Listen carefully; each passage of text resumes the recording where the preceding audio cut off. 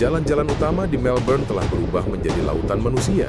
Bendera-bendera berkibar di tengah sorak-sorai yang tidak henti-hentinya. Sementara aparat kepolisian membentuk barikade yang kokoh.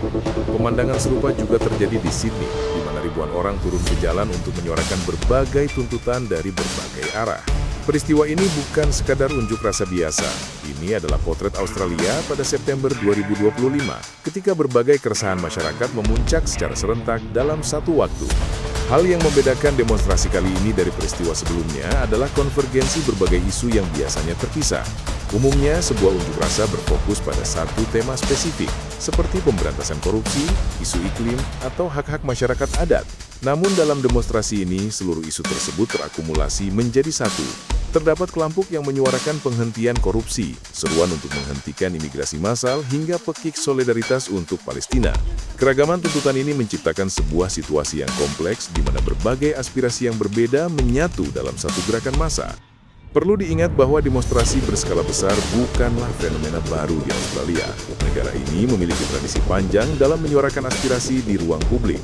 Pada era 1970-an, generasi muda Australia memprotes Perang Vietnam, menentang kebijakan pemerintah yang mengirimkan pasukan ke dalam konflik yang mereka anggap bukan urusan negara. Peristiwa itu menjadi salah satu protes terbesar dalam sejarah mereka. Kemudian pada tahun 1990-an, muncul gerakan dari komunitas First Nations, masyarakat asli Australia yang menuntut kembali hak atas tanah yang telah dirampas sejak masa kolonialisme. Sebuah perjuangan yang merefleksikan luka sejarah yang mendalam. Oleh karena itu, peristiwa pada tahun 2025 ini seolah menjadi pengulangan sejarah, namun dengan kompleksitas yang lebih tinggi karena akumulasi berbagai keresahan.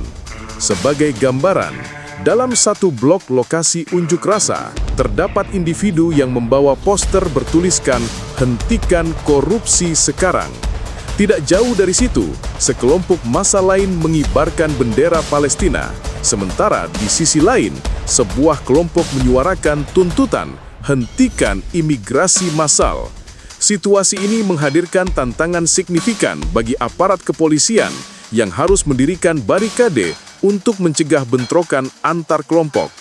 Beberapa insiden kekerasan terjadi, termasuk penggunaan semprotan kapsikum, pepper spray, dan penangkapan sejumlah demonstran. Situasi semakin memanas dengan penyebaran video secara masif di media sosial yang, di era digital ini, dapat memicu eskalasi konflik dengan cepat.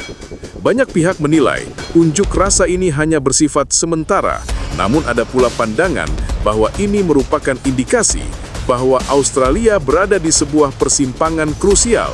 Kepercayaan publik terhadap pemerintah telah terkikis, dipicu oleh persepsi korupsi di kalangan pejabat, kebijakan imigrasi yang menimbulkan keresahan, serta kebijakan luar negeri yang dianggap mengabaikan sentimen publik. Wajar jika akumulasi ketidakpuasan ini akhirnya meledak dalam bentuk protes massal.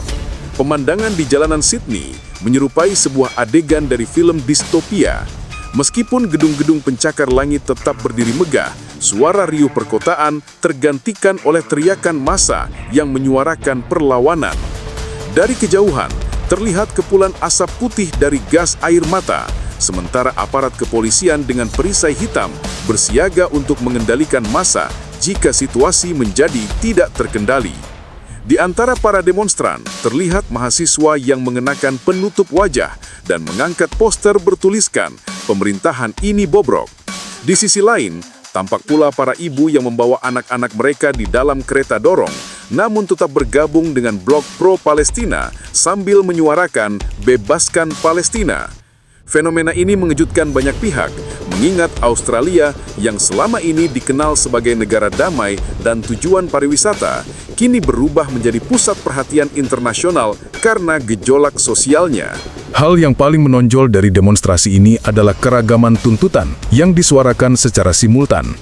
Kelompok anti korupsi misalnya telah lama menyuarakan kekecewaan mereka terhadap skandal proyek-proyek pemerintah yang diduga diberikan kepada kroni politik. Mereka menyampaikan aspirasi dengan membawa data, argumen, dan menggunakan pengeras suara untuk menyoroti dugaan penyalahgunaan dana pajak. Berdekatan dengan mereka, terdapat kelompok anti-imigrasi yang menyuarakan kekhawatiran atas meningkatnya arus imigran, terutama dari Asia dan Timur Tengah. Mereka khawatir akan kehilangan lapangan pekerjaan dan tergerusnya budaya lokal. Di blok yang lain, kelompok Solidaritas Palestina menyatakan ketidakpuasan mereka terhadap sikap pemerintah Australia yang dianggap terlalu pro-Israel dalam konflik global. Akumulasi dari berbagai keresahan inilah yang menjadi pemicu ledakan sosial pada tahun 2025. Jika ditarik dari perspektif sejarah, fenomena ini bukanlah sesuatu yang asing bagi Australia. Pada era 1960-an hingga 1970-an, demonstrasi anti-perang Vietnam menjadi salah satu protes terbesar dalam sejarah negara tersebut. Ribuan pemuda turun ke jalan untuk menentang kebijakan pemerintah yang mengirimkan pasukan ke medan perang yang jauh. Peristiwa itu menjadi bukti bahwa suara publik dapat mempengaruhi kebijakan negara secara signifikan, dan pola perlawanan ini terus berlanjut hingga kini. Isu lain yang persisten adalah perjuangan First Nations. Masyarakat asli Australia telah berabad-abad mengalami ketidakadilan, mulai dari perampasan tanah hingga penekanan budaya dan tradisi leluhur. Demonstrasi yang terus-menerus dari komunitas ini menjadi pengingat bahwa demokrasi Australia memiliki sisi kelam yang jarang ditampilkan kepada dunia. Tuntutan mereka semakin menguat sejak tahun 1990-an, dan bahkan di tengah unjuk rasa 2025 masih ada blok khusus yang mengusung spanduk Land Back atau pengembalian tanah adat. Selain itu, isu perubahan iklim juga menjadi pendorong gerakan massa, terutama di kalangan generasi muda yang menuntut pemerintah untuk mengurangi ketergantungan pada industri batubara. Seluruh isu ini, korupsi, imigrasi, Palestina, hak masyarakat adat, dan iklim, akhirnya bertemu pada satu titik momentum yang sama yang menjadikan protes tahun 2025 begitu masif. Respons aparat keamanan terhadap demonstrasi turut memperkeruh suasana. Penggunaan semprotan kapsikum untuk membubarkan massa menuai kritik tajam, terutama setelah sebuah video yang viral di TikTok menunjukkan seorang pemuda jatuh kesakitan akibat terkena semprotan tersebut. Terdapat pula momen-momen dramatis di mana polisi harus membentuk barikade ketat untuk memisahkan kelompok anti-imigrasi dan kelompok pro-Palestina guna mencegah bentrokan fisik. Meskipun aparat berhasil mencegah eskalasi kekerasan yang lebih luas, citra yang muncul di publik adalah sebuah negara yang berada di ambang perpecahan. Fenomena ini mengindikasikan sebuah krisis yang lebih dalam dari sekedar kerusuhan di jalanan. Australia sedang menghadapi krisis identitas. Masyarakat merasa negara mereka tidak lagi kebal dari korupsi. Kebijakan imigrasi menimbulkan kecemasan. Keterlibatan dalam konflik global menciptakan polarisasi, dan luka sejarah dengan First Nations masih belum terselesaikan. Jika isu-isu fundamental ini tidak ditangani secara serius, demonstrasi tahun 2025 bisa jadi hanyalah permulaan dari gelombang protes yang lebih besar di masa depan. Peran media sosial menjadi faktor kunci yang mempercepat eskalasi situasi. Dahulu, liputan unjuk rasa terbatas pada media konvensional seperti televisi dan surat kabar. Kini, setiap individu dengan ponsel pintar dapat berperan sebagai jurnalis. Platform seperti TikTok, Instagram, dan X, sebelumnya Twitter, dibanjiri oleh rekaman video dari lokasi demonstrasi, mulai dari tindakan represif aparat, orasi politik, hingga barisan kelompok dengan tuntutan spesifik. Potongan-potongan visual ini menyebar dengan cepat dan efektif memobilisasi publik. Fenomena ini berfungsi seperti bahan bakar yang disiramkan ke api. Satu video viral dapat mendorong ribuan orang yang tadinya hanya menjadi penonton untuk turut serta turun ke jalan. Kekuatan era digital telah mentransformasi unjuk rasa yang kini tidak hanya terjadi di ruang fisik, tetapi juga di lini masa media sosial. Pada level internasional, Australia kini menjadi sorotan utama. Negara yang selama ini sering dipandang sebagai contoh demokrasi yang mapan, kini terlihat rapuh. Dunia menyaksikan sebuah kontradiksi besar. Di satu sisi, Australia aktif mempromosikan hak asasi manusia di forum global, namun di dalam negeri, aparatnya menggunakan kekerasan untuk menghadapi warga negaranya sendiri. Isu Palestina khususnya menarik perhatian negara-negara lain, di mana Australia dituding memiliki kebijakan yang terlalu berpihak pada Israel. Negara-negara tetangga di kawasan Asia Pasifik, termasuk Indonesia, juga memantau situasi ini dengan cermat. Kedutaan Besar Republik Indonesia bahkan mengeluarkan peringatan resmi bagi warga negara Indonesia untuk menghindari area demonstrasi dan menjaga keselamatan. Dengan demikian, dampak dari gejolak domestik ini telah meluas melintasi batas-batas negara. Faktor paling mendasar yang patut direnungkan adalah krisis kepercayaan yang melanda masyarakat Australia. Mereka tidak lagi mempercayai janji-janji politik, merasa curiga terhadap kebijakan imigrasi, dan meragukan arah masa depan negara mereka. Sebuah negara maju sekalipun dapat mengalami keretakan sosial ketika warganya merasa aspirasi mereka tidak lagi didengar. Ini menjadi pelajaran penting bagi negara lain bahwa suara rakyat yang terus-menerus diabaikan pada akhirnya akan mencari medium ekspresi yang paling kuat, yaitu turun ke jalan. Dampak dari demonstrasi ini diperkirakan akan bersifat jangka panjang. Pemerintah mungkin akan merespon dengan kebijakan yang lebih represif untuk membatasi unjuk rasa di masa depan. Atau sebaliknya, mulai membuka ruang dialog yang lebih substantif. Namun sejarah menunjukkan bahwa perubahan fundamental jarang terjadi hanya karena satu gelombang protes.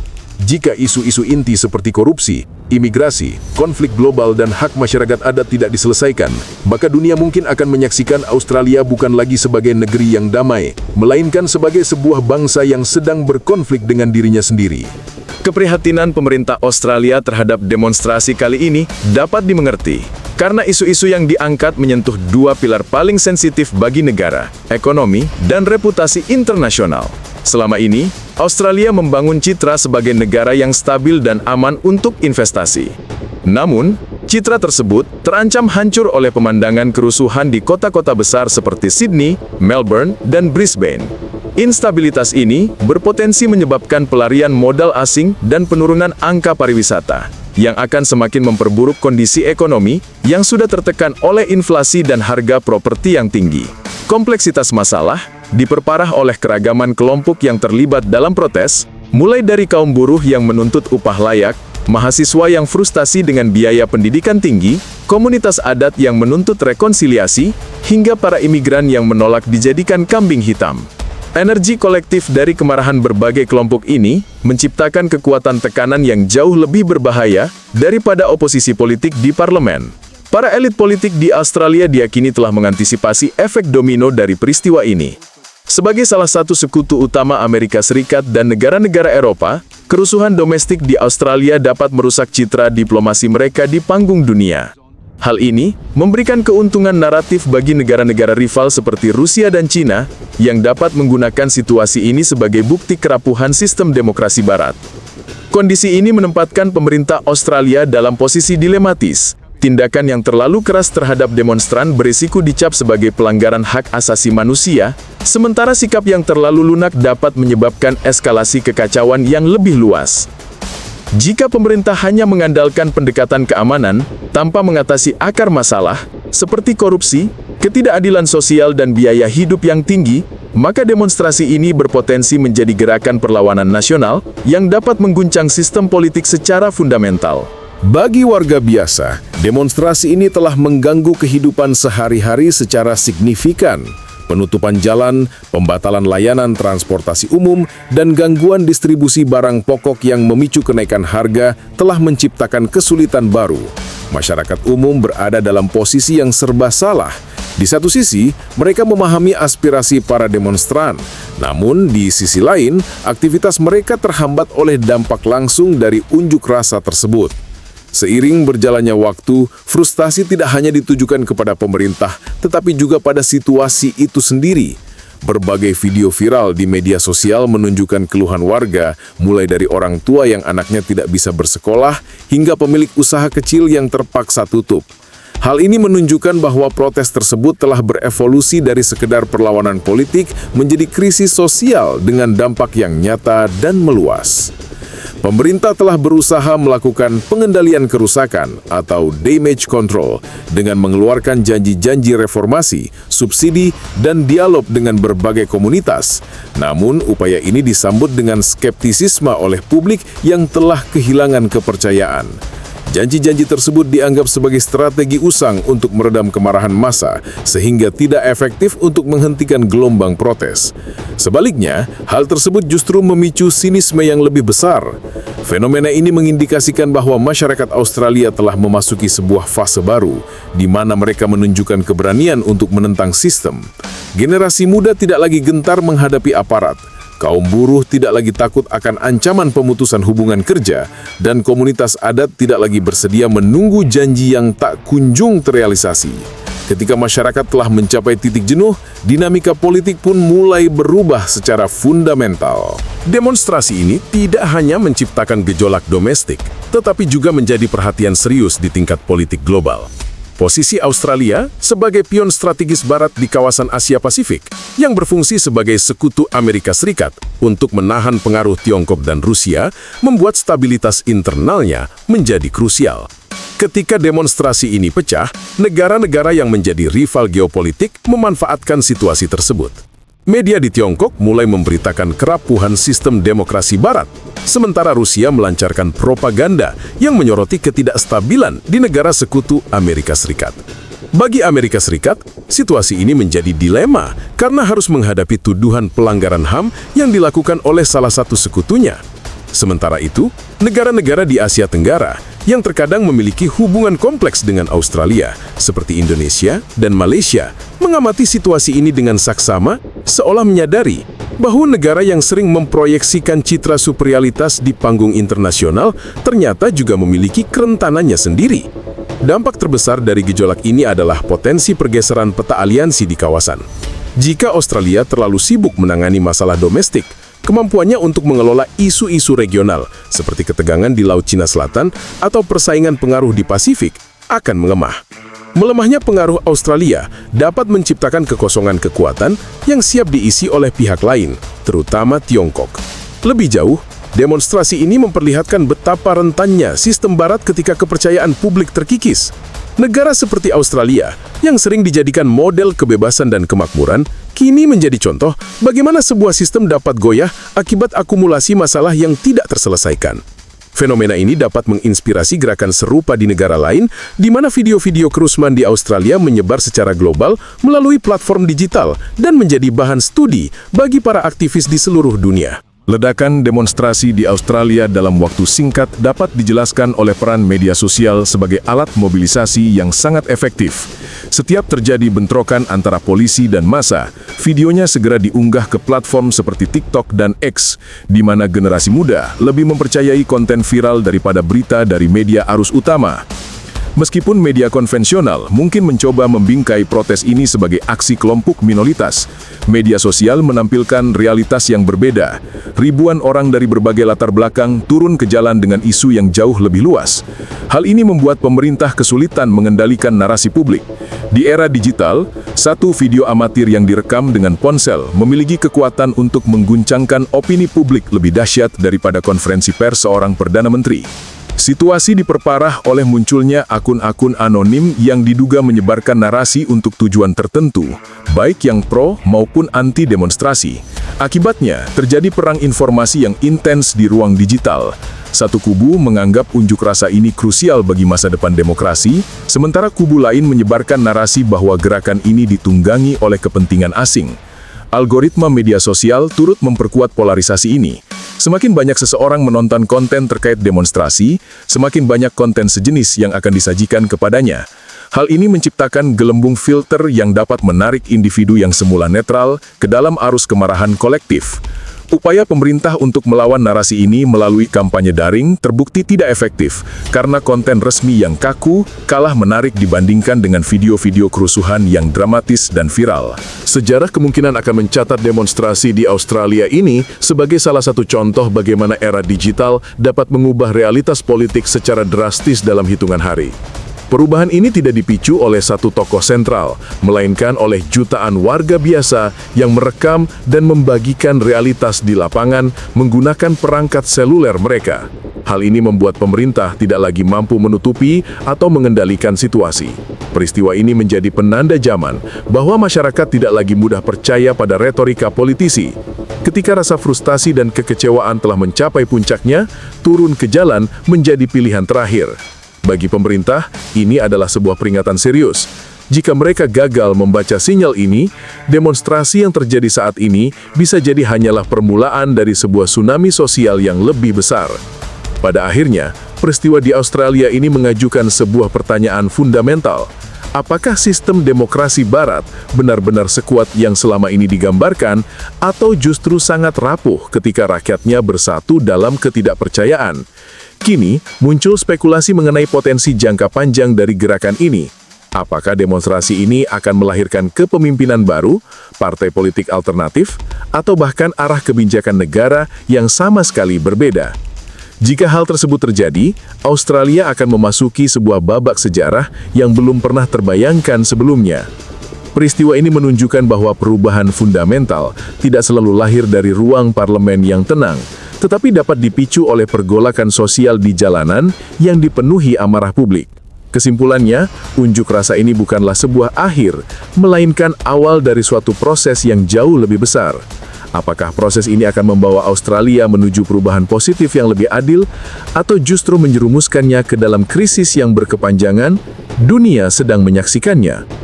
Satu hal yang pasti, rakyat Australia sedang menulis babak sejarah mereka sendiri.